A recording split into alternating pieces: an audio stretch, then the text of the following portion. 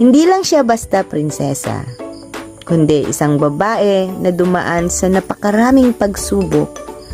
At kahit ganon, nag-iwan naman siya ng malaking impact sa buong mundo. Kaya samahan niyo po ako as we look back sa journey ni Princess Diana.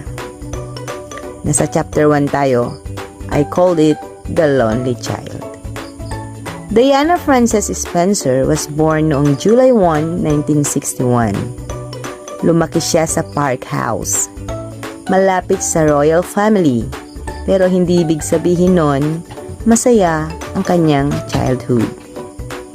Bata pa lang siya, 8 years old, naghiwalay na ang parents niya doon. Doon niya unang naramdaman ang lungkot at pag-iisa. Oo naman, mayaman sila pero hindi yon ang hinahanap ni Diana.